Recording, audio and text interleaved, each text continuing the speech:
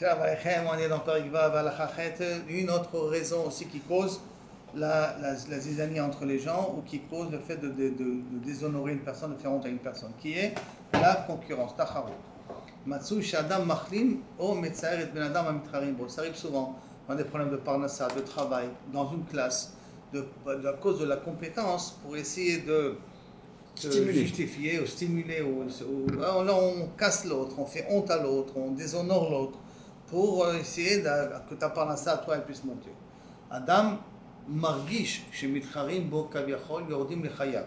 Un homme, quand il sent qu'il a une tachaot, qu'il a une concurrence, comme si on lui enlevait son oxygène, sa possibilité de vivre. Yordim lechayav, on me rentre dans ma vie privée. Venotlim imeno et chelko amagialo, on lui prend la part du gâteau qui lui revient.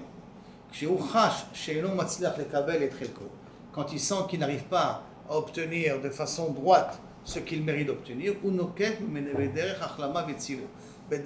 commence par un langage de faire honte et un langage qui est vraiment qui fait de la peine. Comme exemple, Nahag Monik, d'une Chevra Aleph, un conducteur de taxi, Pagash Beramzo, Nahag Monik Bechevra Bet, Nahag Monik d'une autre société. Un Matzlicha Yoter qui réussit beaucoup plus. Qu'est-ce qu'il dit? Kulchem Ganavim. Vous êtes tous des voleurs. Toute l'autre société qui réussit, vous êtes tous des voleurs. D'accord? Et comme je dis toujours, ça arrive aussi des fois dans un couple qui, malheureusement, lorsque le mari ou la femme voit qu'il n'a pas raison, alors il commence à. C'est-à-dire que la femme ne lui laisse pas sa place ou que le mari ne laisse pas la place à sa femme, alors on commence à. On a une tachaout, tu m'enlèves la possibilité d'exister. Alors la personne commence à utiliser un langage déshonorant, un langage vexant pour essayer de retrouver sa place. Ça veut dire que le problème de la concurrence, c'est un problème qui est haute caché parce que ça remet en question la Emouna, ça remet en question la Hashgacha Pratit, ça remet en question la justice d'Akadosh Baruch Hu, comme si Boré Olam n'était pas présent, et on a tendance à vouloir, comme la théorie de Darwin, survivre et que le meilleur gagne. Donc on ne trouve pas d'autre solution que de rabaisser l'autre pour exister. Et ça peut être aussi une des raisons de Kaviachol, le fait de vexer une personne, qui s'appelle la tacharout. Comment ça marche dans les couples où la femme gagne plus que l'homme? Par exemple, chez les Avrechim, ou même dans la high-tech ou dans les trucs comme ça. Je comprends. Dans l'Avrechim, vous partez du principe que la femme a accepté ce mode de vie.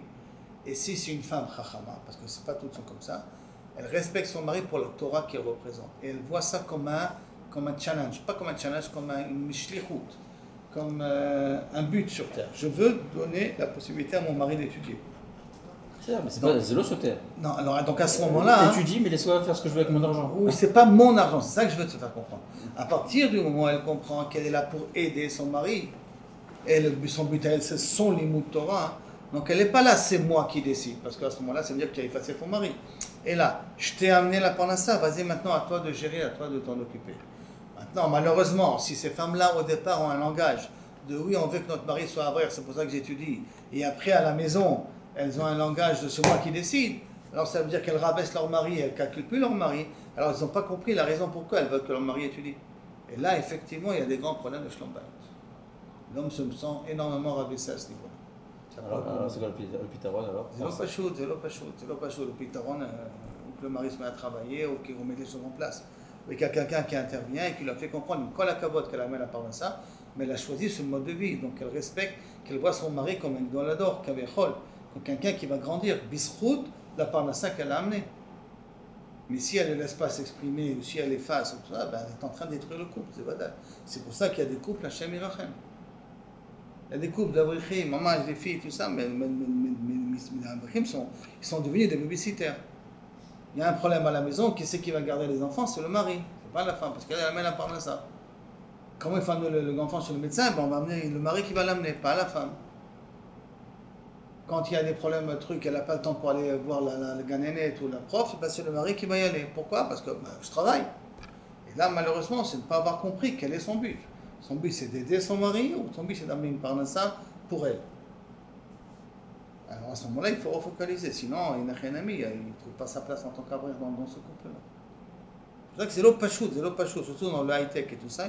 Il faut des femmes avec un grand moussard, une grande éthique, de valoriser le monde de la Torah pour qu'elles comprennent que tout ce qu'elles font, elles n'étaient pas obligées de le faire. elles le font que parce qu'elles veulent que leur mari soit un Ben Torah. Donc elles doivent mettre en piédestal leur mari. Donc la carrière, ça peut tout faire badaï. Ça peut tout faire basculer. Sans problème, sans parler des problèmes de tzniut que peut retrouver à 4 fois la carrière. Hein. Une fois le Rav de Hebron, comme ça m'a raconté le Rav Bachaim, une fois le Rav de Hebron, il a eu un choc. Pourquoi? Parce que sa femme était malade, sa fille était malade, il était là maintenant parce qu'elle a accouché, et il est venu la rendre visite à l'hôpital. Et sa fille, elle a appris au high-tech, donc elle avait un bon poste. Puis d'un coup, il y a une personne qui vient, avec un beau bouquet de fleurs, et qui lui amène pour dire Mazal Tov à cette naissance. Alors après qu'il est parti, il demande à sa fille, il dit Misé. Il dit c'est un des employés de la société.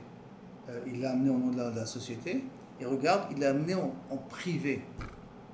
Et là, il a eu le choc.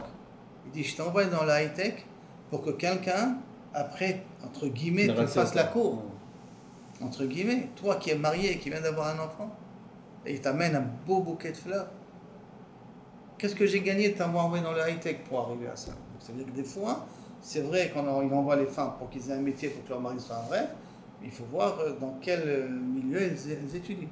C'est pour ça que le Rav Shmilet, avec la bracha de Rabbi Elazar Zecher Tzadik Lebracha, Abdil Ben Achai Amitim, sa femme, qui est une ponte en informatique, a créé une société où il n'y a que des femmes d'Avrichim qui travaillent là-bas. Comment ça s'appelle? J'ai oublié le nom de la société. Non, la dame. Madame Schmidet. Et c'est avec la bracha de Rabbi de Baba Elazar. Pour des femmes d'Avrichim, que ce soit dans un cadre chamour. Baruch Hashem.